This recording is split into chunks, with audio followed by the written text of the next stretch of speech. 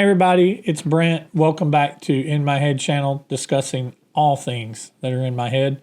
I'm your host, Brent, and today we're going to be deep diving into Lick It Up. Me and Carla are going to be discussing, this is kind of in the vein of Let's Fix the Kiss albums, but I'm not going to say let's fix the Kiss albums. I'm just going to say it's going to be like a deep dive. And not deep dive like, oh, we're going to get into every little nuance of the song or every little history of the song or anything like that.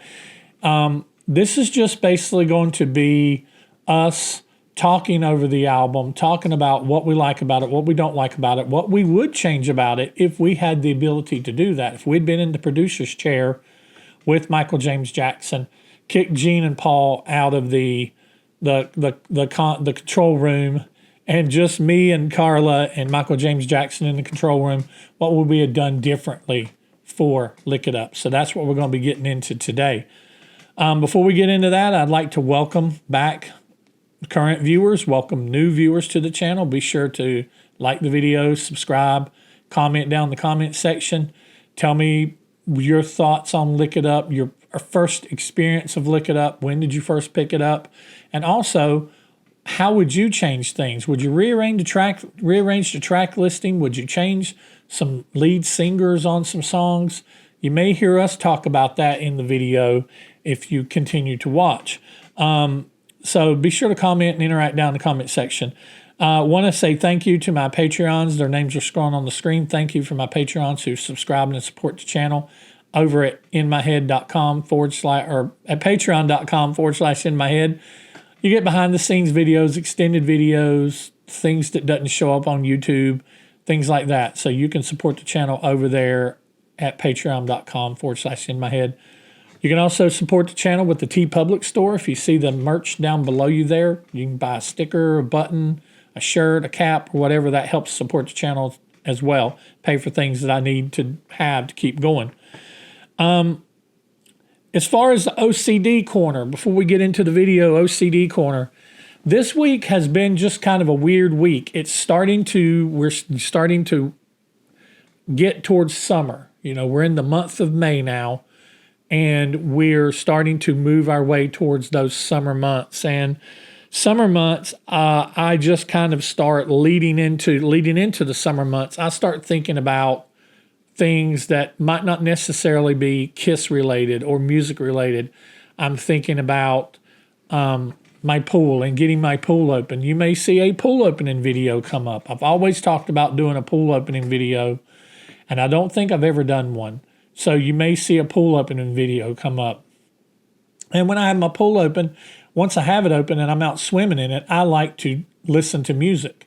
And I did this a few years ago, but I think me and Carla are going to go back and revisit it in an upcoming video where we are going to pick 20 songs each and try to come up with a 40-song Kiss summer playlist. Kiss has a lot of really cool summer songs. A lot of the 80s era non-makeup albums definitely have a summer feel to them and summer songs to them. So we decided, looking at the whole catalog from beginning to end, what are songs that makes us feel and think summer? So we're going to come up with a combined list of 40 between the two of us. And we may put that list over on Spotify so you guys can listen to it and check it out. So that's what basically my OCD has just been about. It's been about thinking about opening my pool, getting my pool open, and what I'm going to be doing, what songs I'm going to be listening to out by the pool. So not really much of an OCD corner, not really totally music related at all. But hey, that's what the OCD corner is. It is what am I obsessing compulsively about at that particular time, this week. And so with that aside, let's go ahead and get into today's video. This is called Reimagining Kiss's Lick It Up with me and Carla. Let's get right into it. Ladies and gentlemen, from Boise, Idaho. Don't touch anything!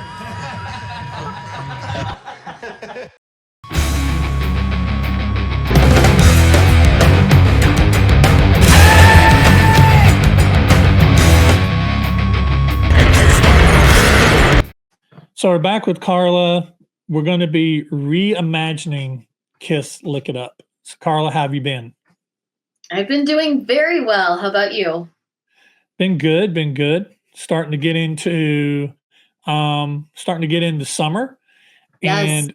And in one of the last videos that me and you did together, we talked about how a lot of these non-makeup Kiss albums are all summer albums, and they're all really dirty and sleazy. And we Yes. picked out that this one in particular had its fair share of dirt and sleaze and a good raunchy summertime feel. Yes. So we're here to kind of talk about Lick It Up. Well, one, it just gives us an excuse to talk about Kiss and talk about music and talk about what we love and talk about albums that we love or maybe albums that we don't love and what would we do different.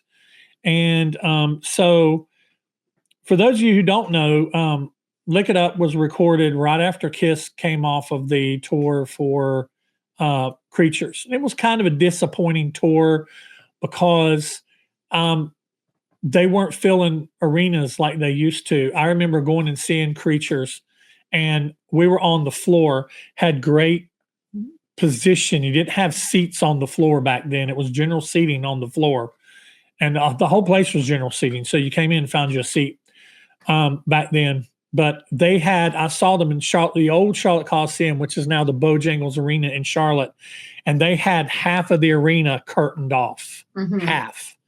So you came in and you went in front, and it was just such a small crowd, but it was such a great show with the Tank and with Vinny. And we were expecting to see Ace, and it was Vinny instead. So they came off the tour, and they decided they were going to take the makeup off. I don't know if they decided during the recording of doing it or whatever. To me, I'm the person that stands firmly in the camp that if Kiss had taken the makeup off after The Elder, before Creatures came out, and basically did what they did for Creatures, what they did for Lick It Up with Creatures, I think Creatures would have sold more. Creatures, which to me is the better album, and even Kiss themselves has said that they believe Creatures is the better album, only went gold, where Lick It Up went platinum, and it was huge. It was the MTV generation, and even though Creatures had I Love It Loud, Lick It Up had several Lick It Up had several videos, including Lick It Up and All Hell's Breaking Loose, and several singles released as well. So, and it was kind of like Kiss's comeback. And I wish it would have been Creatures, me personally, but alas, it wasn't. But they started recording this right after they got done with the tour. They recorded it in July and August of 1983 and released it in September. And it was produced by Michael James Jackson and Gene and Paul. And Michael James Jackson, of course, also produced Creatures and gave them that big, huge sound that Creatures is known for. And then although Vinny was never an official member of the band because he would never sign a contract, Vinny was huge on this album. He co-wrote 8 of the 10 songs. The only songs that he didn't co-write was Fits Like a Glove and Dance All Over Your Face. Those were entirely Gene songs. Yeah. Only Gene could write those, so it makes sense. And so we're going to talk about this album. We're going to talk about if we were, and just out of respect for Michael James Jackson, I'm not going to say that we're going to push him out of the studio. I'm going to say, what if this album was produced by Michael James Jackson and Brant and Carla, and keep Gene and Paul on the other side of the glass and keep them out of the control room? What choices would we make, if any? What would we do differently? Would we retrack anything? Would we change anything? So that's what this episode is all about. So Carla, just to start off, I'd like to know what your feelings are about Lick It Up as the entirety, and if there's any overall arching change, like global change to the album that you would make, what would it be?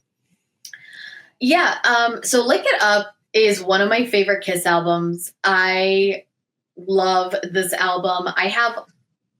It's a very special album to me, not just because I like the music, but as a Kiss fan, it's a very important album to me, and I feel like it's a very important album in their history. And I know I've talked about this in an earlier episode. I mean, this was years ago when we did a video on Lick It Up, but I'll just kind of go over it again really fast. You know, we always say that like Love Gun and Rock and Roll Over are kind of sister albums. I actually think, and I agree with that, but I also think that Kiss's debut album and Lick It Up are sister albums because they are so similar in a lot of ways.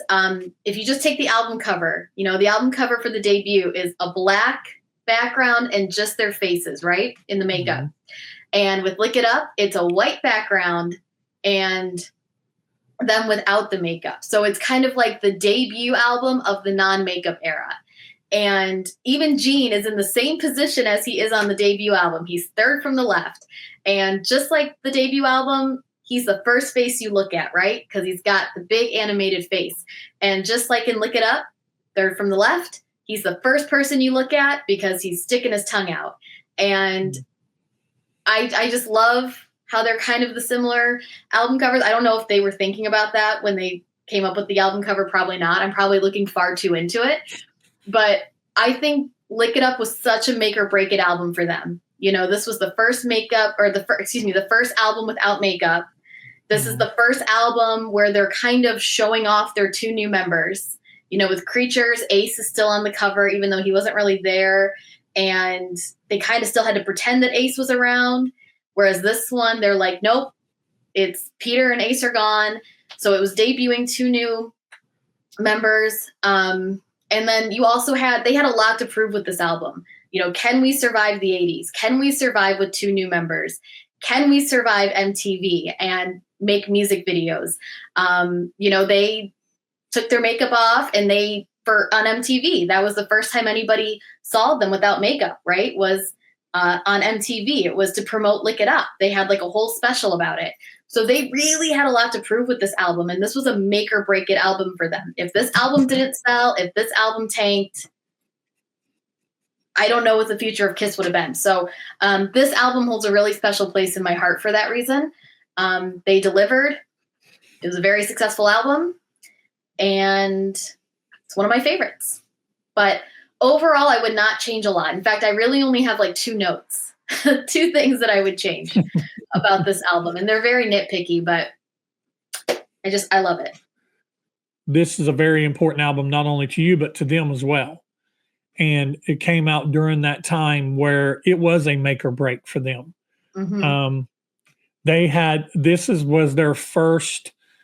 was their first album on the Mercury label, because whenever Polygram bought out Casablanca, they continued the Casablanca label on the albums, and you would see a Polygram company, you know, down in the corner.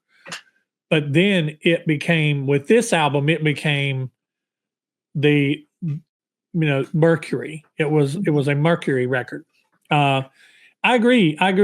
I see the similarities. I see the parallels. You can go even further that the album is white versus black. Yeah. The album is makeup versus no makeup versus makeup. And on the Kiss debut album, you only really see their busts and their head. Mm-hmm. And on Lick It Up, you see their whole bodies. Right. You see everything. And Gene's tongue really was his trademark, because if you look at some of the outtakes that were of photos that was taken during the Lick It Up photo sessions, the pictures where Gene does not have his tongue out just fall flat. And then you look at pictures where he's got his tongue out and the one that's on the album, then you know, it looks great.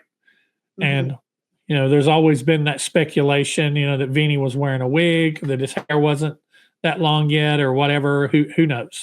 Who knows? But his hair looked long whenever he was playing on the Creatures tour. So who knows? People just like giving Vinny a hard time for whatever reason. I don't know why. They just cannot come to the acceptance and the realization that Vinny saved Kiss, and they just can't get over it. That whole argument. All right, so I got overall. I love this album. I love it. I've loved it since the moment I heard it. I wish overall, if I was producing this record, I would have wished the drums sounded more like Creatures, but not exactly like Creatures. I wouldn't wanted Creatures like redone. I would wanted maybe the sound I'd like for to have the drums would be somewhere in between what it is on this album and what it is on Creatures. Maybe somewhere in the middle there, just a little bit more reverb and a little more power and punch on the bass drum. I felt like the bass drum is kind of like way back than it was on because on Creatures it was like boom boom, on this it's like poof poof. It's like, okay, well, how about we get a oof oof to it? Let's have something a little more, because I'm a drummer, and so I really listen to the way drums sound. And one thing that I like is I like a punchy bass drum and a snappy snare. And a lot of times that stuff gets really mixed back. So I wish it sounded more like Creatures, but not exactly. I think the guitars sound really good. The guitars on this album they have a real good, like a what do you call it? A rotary saw, like a band saw type sound. They got a lot of crunch to them. I would have given Gene's bass a little more bottom end and pushed it up in the mix. His bass is it gets a little lost. Yeah. And the vocals in the background, you agree to that? Yes, I do. Mm-hmm. And I think the vocals in the background vocals sound great. So overall, I'm not dinging the mix too bad. And I agree with you, everything that you said. That hopefully all comes out in the recording. But I agree with everything you said about how crucial this album was and how they did deliver. They had videos on MTV. Yeah. They got exposed to a new generation. The teenagers that were aging out into their 20s and were aging out off of Kiss was now maybe got a little hooked back because the gimmick was gone. I was still a Kiss fan. I had, at the time that Lick It Up came out, I was only around 14. So I was still young. I wasn't one of the fans that was a teenager back in the early 70s and now in 20s and Kiss. Kiss, all that, no, I don't care for them. Yeah. So this is the kind of like the album that raised up the generation, kind of like this is like my generations, and people's a little bit younger than me, people that's probably in their 40s to their 50s. Yeah. This is kind of like the album that ushered them in. So it was very important. And I think another factor that kind of played against them was age. Because now they were about a decade older, and now the like you said, the people that were younger who grew up on Kiss, who idolized Kiss, now their bands are starting out. Now their first albums are coming out, and they're taking everything right from Kiss's 70s playbook. So Kiss, 80s Kiss kind of had to one up it a little bit, because they can't just stay at that level if everyone's taking from their previous decade and getting those first big hits and first big albums. So they really had to kind of reevaluate a little bit and reformulate, and they did. And like I said, they delivered. So just, I could just talk about Look It Up all day. But yeah, like I said, I really only have like 2 notes about what I would change, and they're very nitpicky, but they're the only 2 things I could think of. But you did bring up a really good point with the bass. I didn't think about that. And right when you said that, I was like, absolutely right. The album is called Lick It Up. And I feel like if you have a song on the album called Lick It Up, that should be what you open the album with. I know that Exciter Exciter is a phenomenal song to have as an opener for an album because it's right there. It's punchy. It immediately draws you in. But again, because you have a song called Lick It Up, I feel like that should be the first song on the album. So I would have opened with Lick It Up, and then I would have put Exciter as the opener for side 2. Again, just because I feel like you should just have it as your opener. And then my other note is there's really not like a big power ballad on this album. I know you could kind of claim that A Million to One is. I mean, it's as much of a power ballad as we're going to get on this album. But it's nothing like Forever. And I feel like they should have had at least one like true slow power ballad. Again, just to compete with other bands. Although power ballads, 83 is a little early, I guess, for power ballads, but still, they could have set the bar. So yeah, I would have liked to have heard a power ballad more than A Million to One, but that's really all I have. Those are my only notes for Lick It Up. I think that Lick It Up had no chance of really having a power ballad that was going to be much more sappy than Million to One, because Kiss was still in that. They were still in that frame of mind of the I Love It Loud. The I love it loud, right between the eyes, don't want no compromise. They delivered with Creatures what they promised with The Elder, because they said The Elder was going to be in your face, kick ass, and it originally was supposed to be. A lot of the songs that are on Creatures got scrapped by Ezrin to not get put on The Elder, and so they ended up on Creatures. And there's songs that was written on Creatures that ended up on The Elder. I mean, that ended up on Lick It Up. That's why I always call Creatures and Lick It Up. They're like like the bookend albums to me, because there's material that's on Lick It Up that was originally intended for Creatures. Right.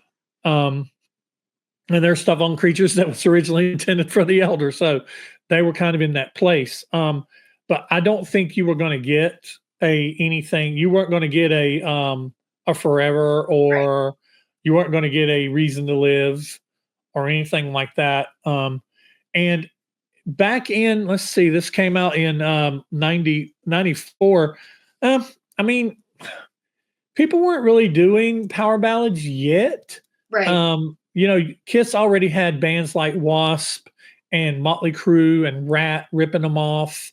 Bands coming up on the Sunset Strip with the theatrics and the makeup and the blood. And Nikki said, Gene Simmons breathed fire. So, what can Nikki Sixx do? I'm going to set myself on fire. I'm going to one up Gene, and I'm going to set myself on fire. And you look at the video Live Wire that Motley Crue has. Nikki has herself set on fire. Mick Mars, you see him for a brief minute with blood coming out of his mouth. Yeah. So it's like, then they've got the skulls and the pentagrams and then you had bands like Wasp that had the saw blades on their arms, and they had the songs like the Animal, F Like a Beast, and just where they took Kiss and they took Kiss what Kiss was and what they were moving away from it, and one-upped the theatrics and one-upped all those things with the pentagrams and definitely, and the girls, and definitely. Yeah. So I do think that A Million to One was the beginning of the slope towards the power ballad for Kiss. Yeah, I think they were kind of testing the waters a little bit. Yeah. Mm-hmm. It's funny. Go ahead. No, I was going to say, I think too. I mean, like I said, I totally understand why they didn't have it. Again, that's just me being a little nitpicky, but I think power ballads, at least then, kind of scared them a little bit because of like Beth, for example, and how Beth ended up becoming like their biggest single. And they were like, that is not who we are. And so I think especially with Lick It Up, like, again, first album, no makeup. I think they like really wanted to be rock, right? They really wanted to be heavy because they just felt like they got to be like twice as heavy without the makeup, because the makeup alone made them so heavy. and so like rock. And so I think they just really didn't want to go into that territory. They didn't want another Beth where they're like, whoa. Like that is not supposed to be the hit that it was. So Yep. For sure. They definitely were overcompensating. They overcompensated with Creatures. They overcompensated with Lick It Up.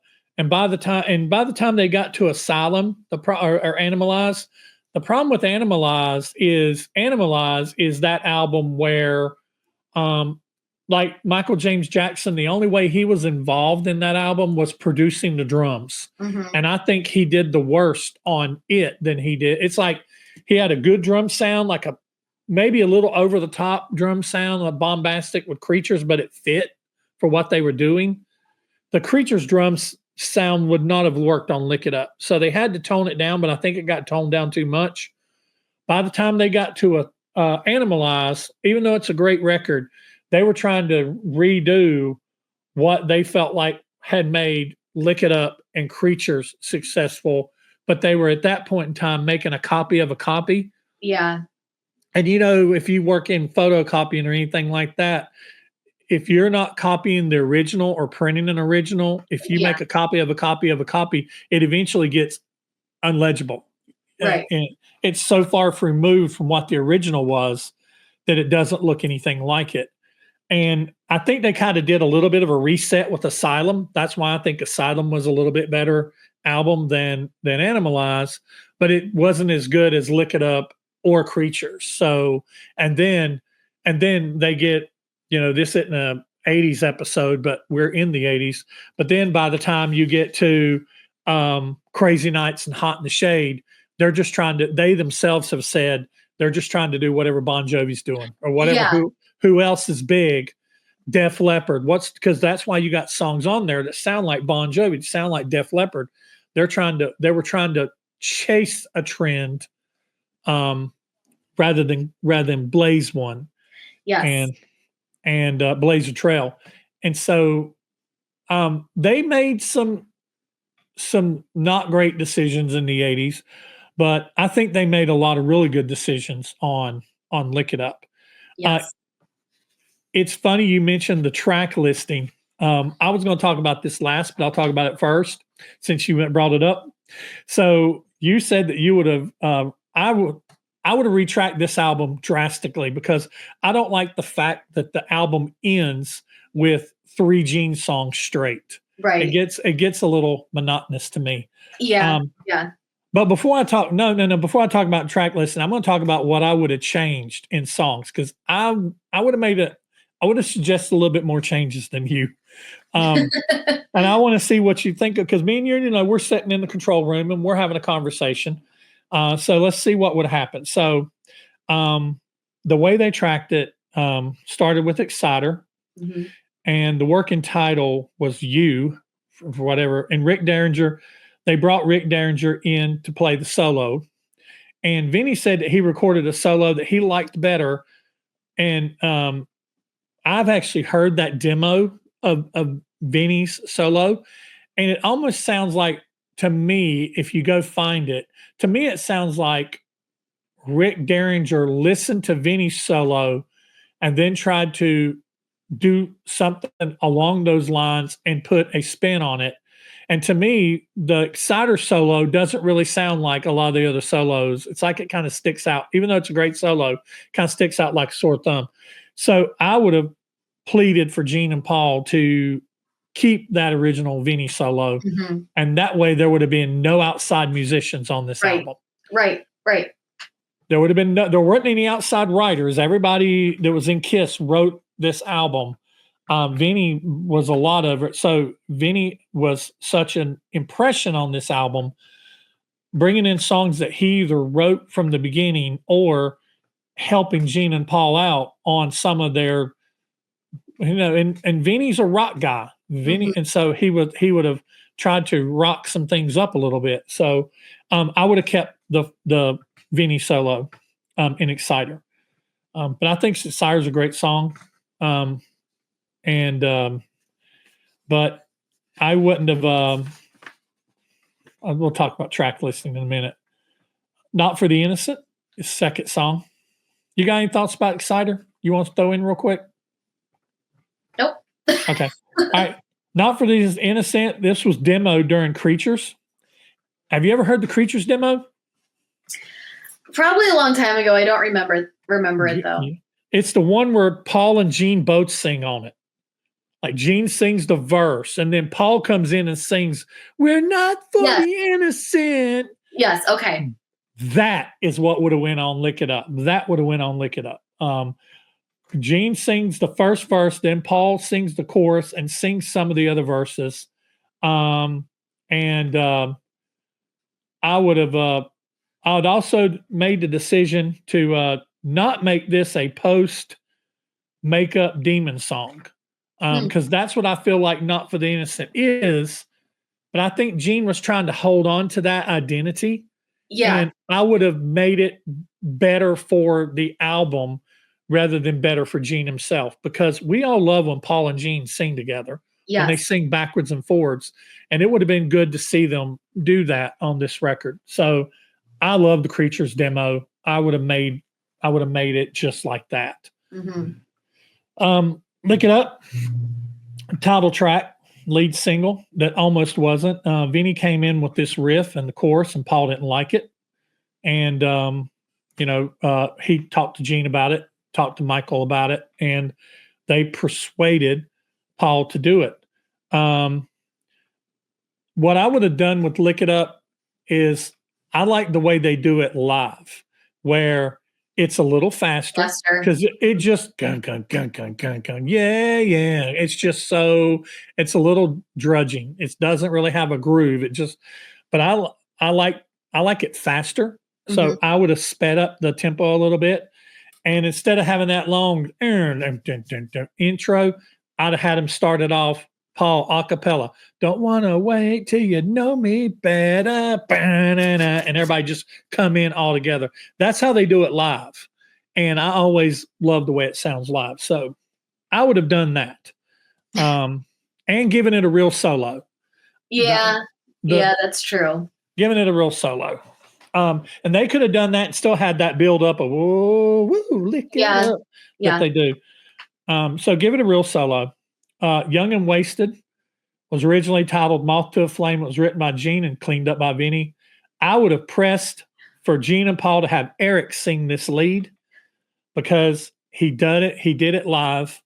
I would have had them give Eric a lead demo this far back in the studio. I would have let Eric sing Under the Rose on The Elder because he wrote the damn song. Let him sing the songs he writes. Don't quit stealing his songs. They finally did it with Little Caesar way too late. Yes. But at least, yes, I agree. So, he should have sung Under the Rose. And so I think he should have sung Young and Wasted. Give Me More. I like Give Me More just as it is. I wouldn't change it. Mm-hmm. All Hell's Breaking Loose. Now, get ready to throw your popcorn at the screen. This is Eric's original idea. He wrote the music and he didn't have any words. And he let Gene and Paul, between him, Gene, Paul, and Vinny, they wrote the words. And then Paul started doing this rap thing. Once again, I know a lot of people love this song. A lot of people don't really like this song so much because of the rapping. It's not really aged very well. It's kind of cheesy, but sometimes that's fun too, is the cheese. Yes, cheese sometimes is supposed to be aged, right? It's supposed to. Yeah, aged cheese. And I would have you probably ain't gonna agree with me on this. You're gonna be like, no, Brant, come back down to earth. Let Eric sing this one too, and tried to get Gene to work with him and Vinny to create a song with the same title, but not include the lyrics being rapped. Because you can sing the lyrics to this song without rapping it, because Paul does. He starts off with doing the whole street hustler comes to me up doing I'm walking, mind my own business, whatever. And then he comes back into the we ain't always winners, this is the life we choose. But he but then he goes, it ain't always easy when you're getting even, and he starts singing. And so you could have sang these lyrics. So I think since it was Eric's song, I think they should have wrote some words and let Eric sing it. That's just my thought. But it would have totally changed the landscape and the feel for this song. There wouldn't have been a video because they're not going to have a video with Eric singing a song. So, yeah, so that's probably a very unpopular opinion. You probably wouldn't agree with me. I'm pretty sure James Jackson wouldn't agree with me either. Me into One, wouldn't touch a thing. I love it just the way it is. Yep, same. Fits like a glove. Love it. It's perfect. Ain't gonna touch it. Nope. It is perfection. Put it in a glass case. Preserve it. It's great. Dance All Over Your Face. The only thing I would have got on this one is I would have pushed Gene to maybe push the band to maybe up the tempo a couple ticks. It's a little middle of the road tempo. And, I think that song, it doesn't have a really busy riff. So it could have stood being just a little faster. Yeah. But, and then the final track on the 8th day, I think it's fine. Me personally, I think it's one of the weaker tracks on the album. Yeah, agree.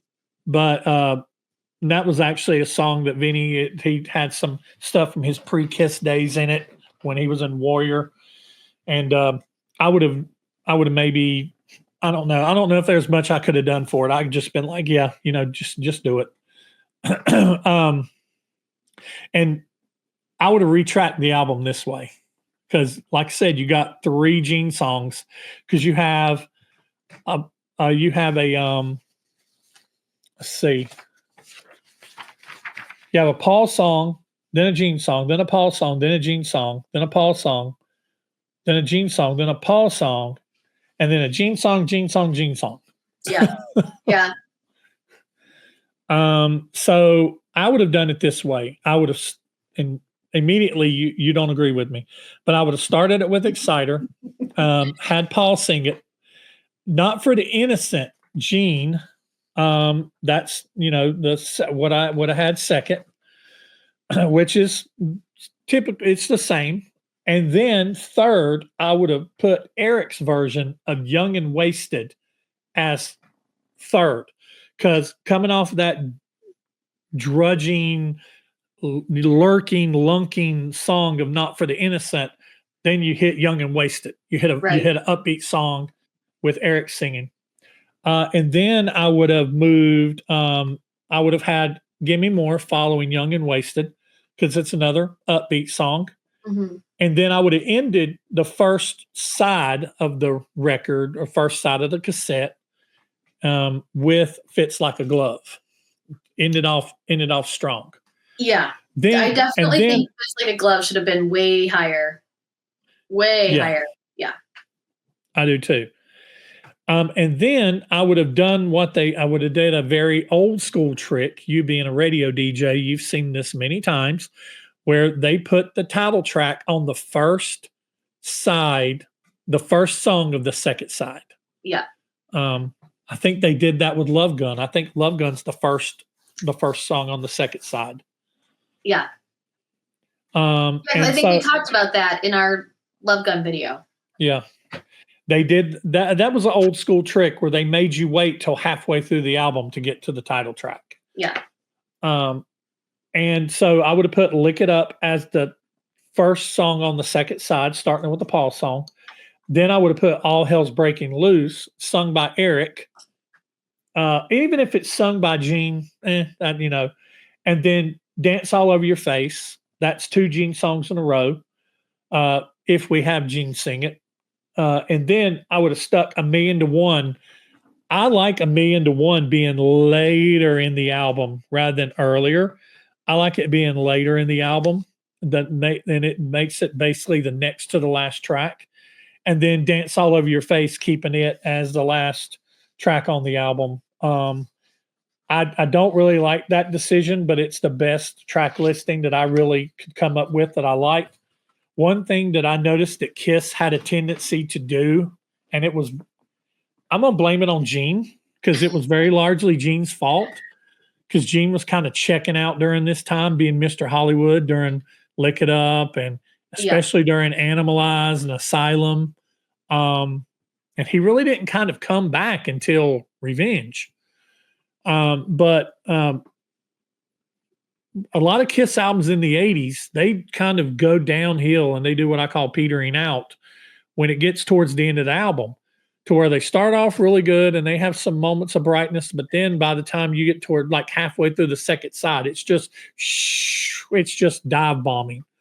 And if you look at a lot of those songs, Gene closes a lot of those albums with maybe one or two songs in a row that just are not good. I mean, or they're not as high quality. They're good, but they're not as high quality as the rest of the album.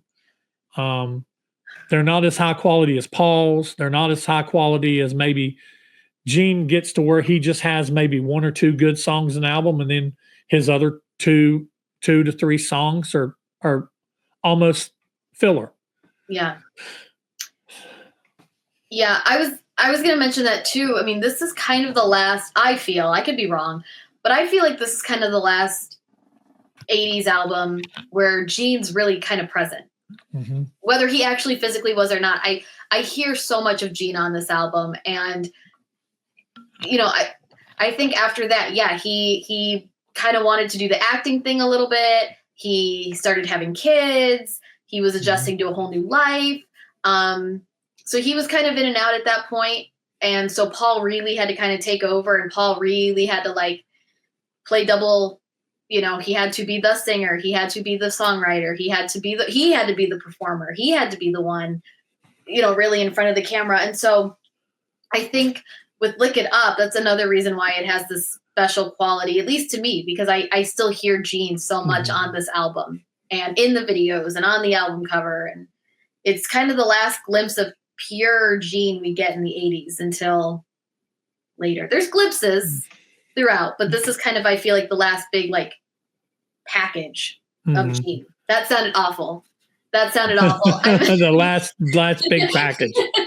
I meant like the whole, like the cover, the image, the music, the voice, all of the demon. That's kind of the last time we get it in the 80s.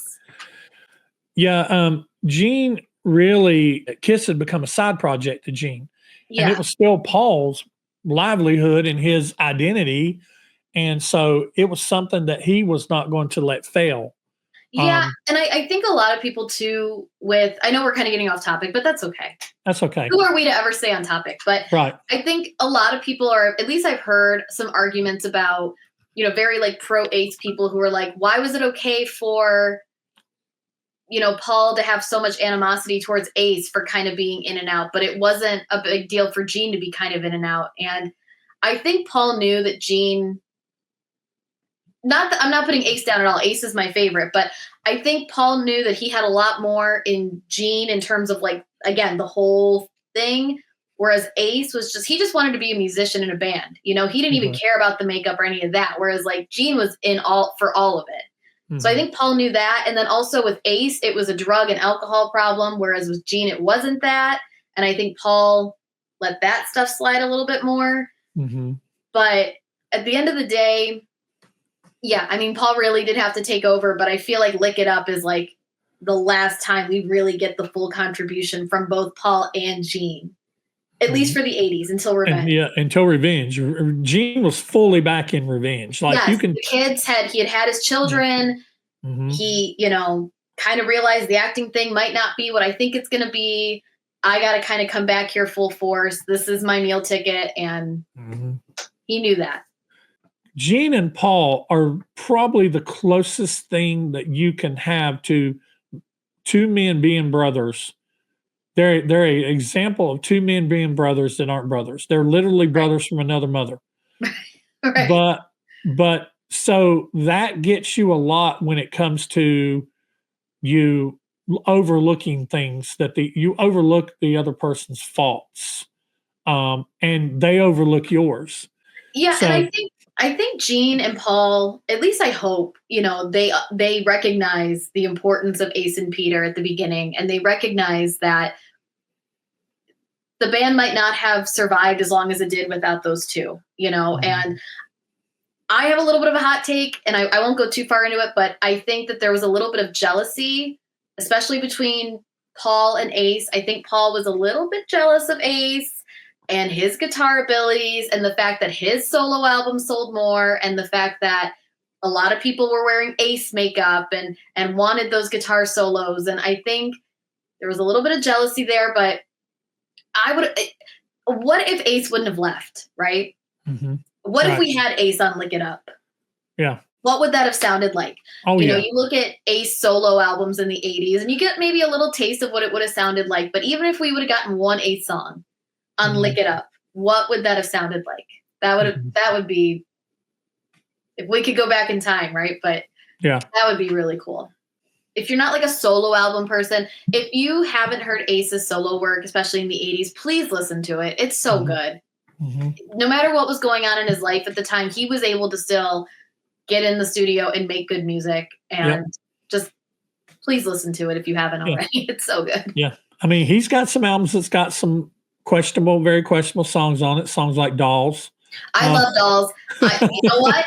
You can defend everybody about Ace quitting or getting fired, and I will defend Dolls. I love Dolls. Love it. I think it's cute that he's got his daughter singing in it.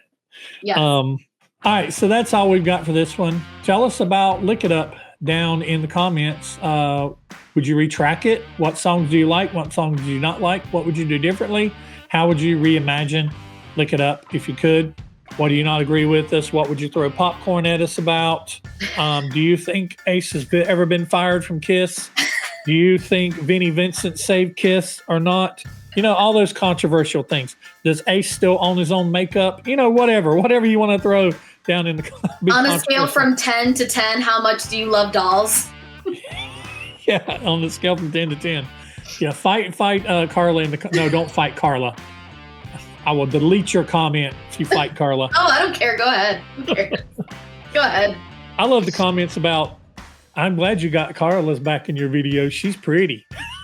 I'm like, well, that's exactly why I put her in my videos. It's because it doesn't matter that she's got good insights about Kiss, and I like talking with her about Kiss. It's because she's pretty. Yeah, Brant he actually wrote my whole script. He just writes everything I'm supposed to say. I don't even know who Kiss is. So.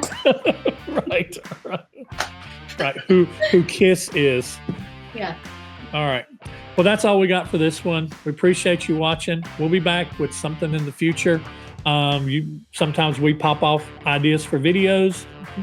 Maybe the next one you might see us doing is we're going to have a volume 3 of the greatest hits. And I think a summer Kiss playlist might be in order. Yes. So be on the lookout for those, and we will catch you in the next one. Bye.